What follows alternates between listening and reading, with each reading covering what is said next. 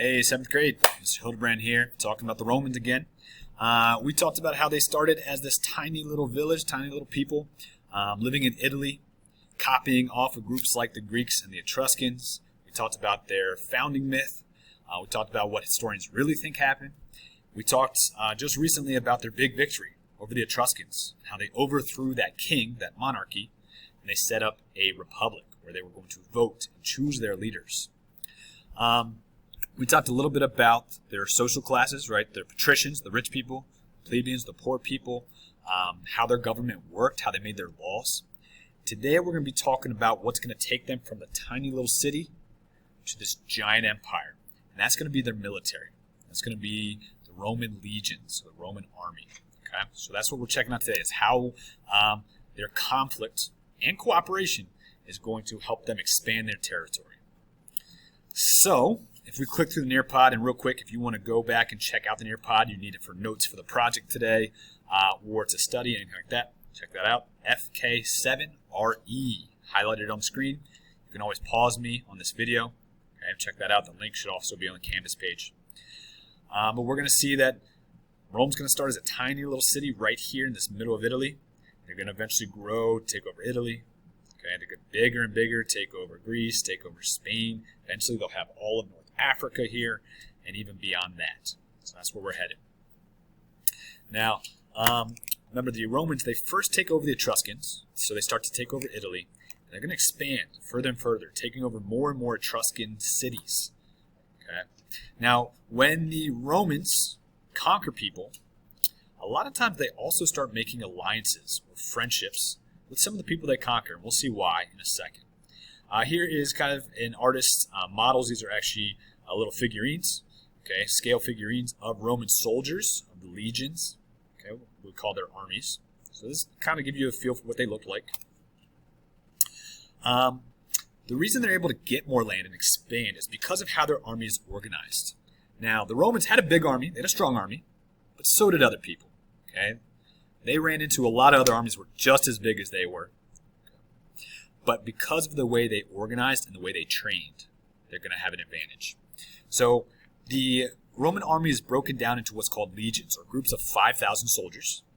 And then they divided them into even smaller groups of 60 to 120 soldiers. So we've got this huge army. We've got smaller groups, okay, kind of like legions, right? 5,000 each.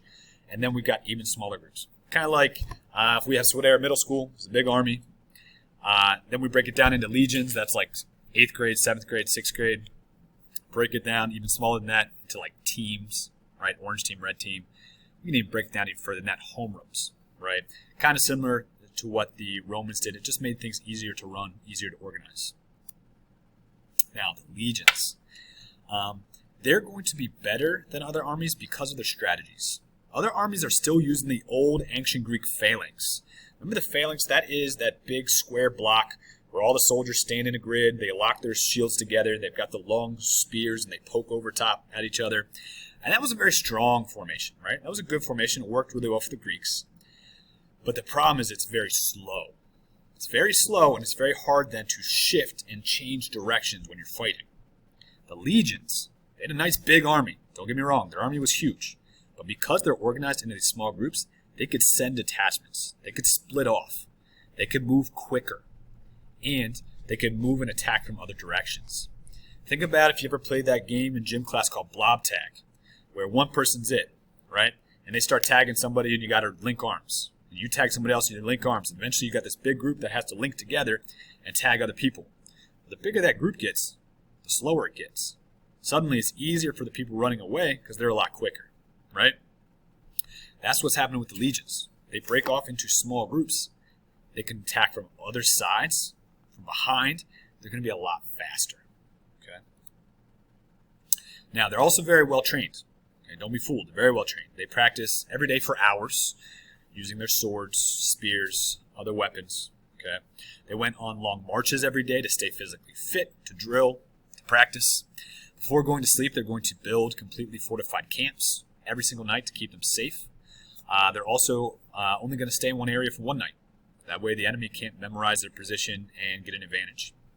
They're going to build long systems of roads. okay, to get their army and supplies places very quickly all over their land, all over their empire. All right, little review question here. This is asking, hey, why were the legions superior to the other armies? Remember, they can split into smaller groups. That makes them faster, and it makes them be able to attack from multiple sides. And then think about the training, right? Hours every single day, new forts every night. Okay, they're a professional army. They don't go to day jobs and then come back and fight only when there's a war. They're fighting and training 100% of the time. All right, now when the Romans did take over, this is at first, this will eventually change. They're what we call mild rulers. They didn't tax people heavily. Okay? In fact, a lot of times they let the other kingdoms and other cities that they took over, they let them keep their government, let them keep their rulers, as long as, hey, when it was time to fight, they would come help the Romans. A lot of cities liked this. They liked this style. They said, you know what, sure, you're showing us respect, we will help you out, we'll be your subjects, we'll help you out in war, okay, we'll listen to your rules, but we appreciate the respect you've been showing. That will change, okay, we will see that will change. All right, now, before we get into the Punic Wars, because this is where things really start to change for the Romans, I want to go over real quick our assignment. You guys are the new Roman Legion's hype squad. You just learned about why they're the best in the world, why they're going to take Rome from this tiny little city to this enormous empire. You need to tell everybody else why the Romans are so good at their job, why they're so good at fighting. So what you're going to do is you're going to have a lot of different options. If you got the paper version, it looks like this. Okay, it looks like this. It's also posted as a Google Doc on Canvas. But basically, you are a hyper tier squad for the legions. You got to tell everybody else why the legions, why the Roman army is the best. Okay, you got a bunch of different options. You can do a TV advertisement, like a commercial, write a script, perform it, make a video recording. You can develop cheers, like if you ever seen the Netflix show Cheer or anything like that, or maybe you do cheer. Okay, develop cheers for the legions, cheering them on, telling everybody why they're the best. You can do a rap or a poem or a skit. You can do a play. You can create flyers, right? Advertisements. Really, you can get as creative as you want, as long as you're telling everybody why the Roman army is the best, and you're including 5 of the 9 advantages. So in the Nearpod you just saw, okay, that we just clicked through in this video, we talked about a lot of different reasons why the Roman army was better than other armies. You just need to, in whatever product you choose to make, include 5 of those reasons, okay, from this notes, from this Nearpod.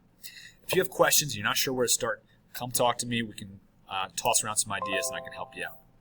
All right, thanks, folks.